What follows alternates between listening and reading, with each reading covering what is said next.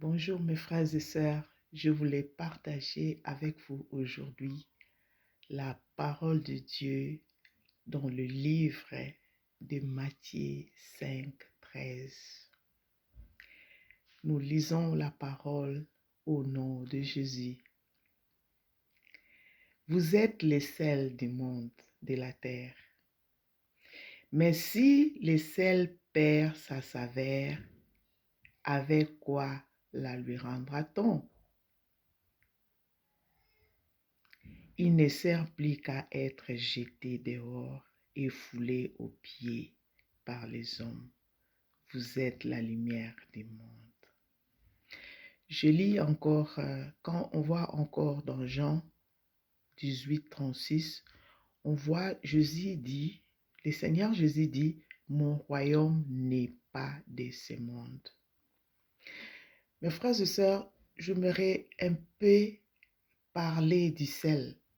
Quand vous préparez, essayez un peu de goûter la nourriture. Vous allez voir que quand vous n'avez pas encore mis du sel, vous mettez un peu de la nourriture dans la bouche, vous avez des fois envie de vomir. Et quand vous mettez un peu du sel, il y a de la saveur, le goût. C'est ainsi que nous sommes, nous les enfants de Dieu. Là où tu es une personne qui donne du goût. Par tes paroles. Il y a des gens, tu peux te retrouver dans une place où les gens se chamaillent. Et toi, tu mets seulement ta parole. Il y a la paix. Tu mets la paix dans ta famille. Là où tu travailles, tu es quelqu'un qui met toujours la paix. Et un enfant de Dieu, quand tu marches, même les gens peuvent lire la Bible à travers ta démarche. Ils peuvent voir, oh, ça, c'est vraiment un enfant de Dieu, seulement à travers ta démarche. Les gens peuvent aussi voir que ça, c'est un enfant de Dieu à travers ta façon d'agir. Mes frères et sœurs, je lis, quand on voit aussi dans la Bible, dans le livre de Genèse 18, 2, on voit Abraham, il a vu 3 anges. La Bible déclare, il courit au-devant d'eux.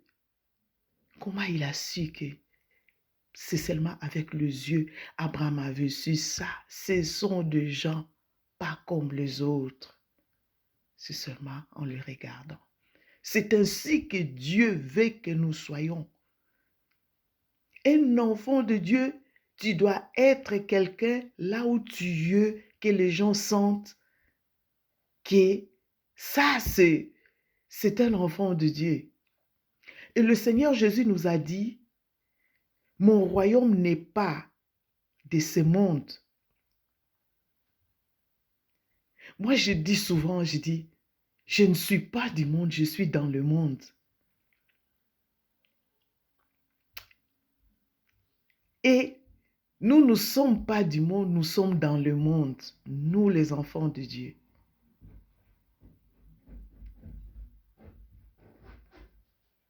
Quand on lit encore dans Psaume 119, 105, la Bible déclare, ta parole est une lampe à mes pieds et une lumière sur mon sentier. Il y a encore la lumière. Et Dieu a dit, vous êtes la lumière du monde. Mes frères et sœurs, prenez un exemple. Quand il n'y a pas, vous éteignez toutes les lampes. Prenez une petite bougie, mettez ça au coin de la maison. Et tout le monde sera focalisé là-bas. C'est comme ça sont les enfants de Dieu. Là où tu es, même si tu es dans un coin, tout le monde sent qu'il y a quelqu'un d'extraordinaire dans cette maison.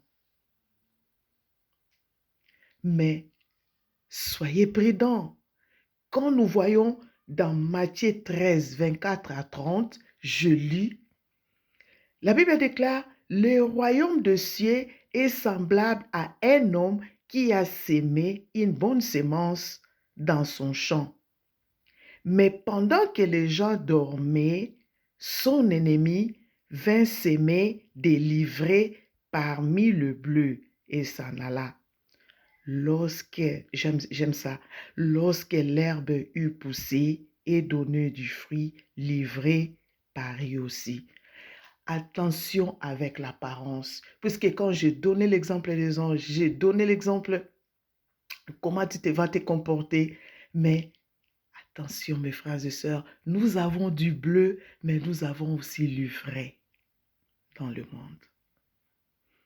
Et quand on voit dans la dernière partie, on dit lorsque l'herbe eut poussé, donc et donné du fruit, livré parut aussi. Donc cela veut dire quand ils étaient jeunes, on avait du mal à différencier du bleu et de l'ivraie. L'apparence, on doit faire attention aussi à cela. Moi, je prie beaucoup et quand je gêne souvent, je gêne pour les hommes de Dieu. Puisque ce sont des gens qui sont aujourd'hui, si une personne ordinaire tombe, il peut ramener avec lui son mari, deux personnes. Mais si un homme de Dieu tombe, il ramène il ramène toute une église. Il ramène beaucoup de gens tombent.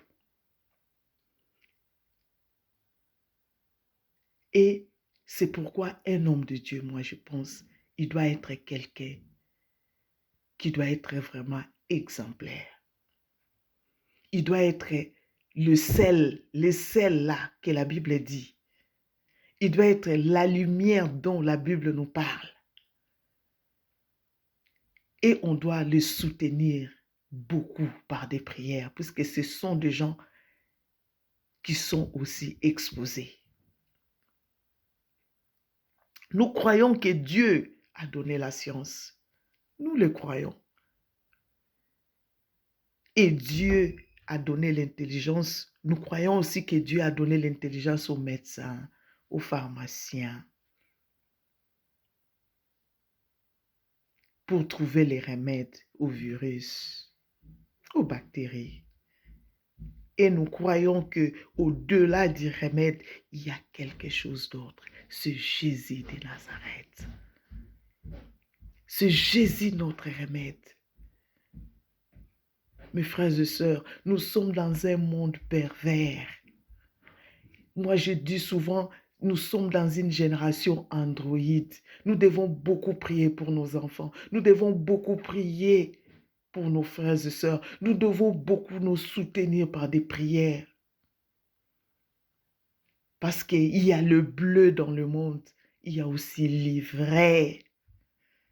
Si tu n'as pas le Saint-Esprit à toi, si tu n'as pas Dieu en toi, tu auras du mal de différencier du blé et de l'ivraie. Tu auras du mal. C'est pourquoi nous devons continuer de se soutenir mutuellement par des prières. C'était la parole que Dieu avait mise aujourd'hui dans ma bouche pour pouvoir partager avec vous. Soyez bénis, mes frères et sœurs, au nom de Jésus-Christ. Amen.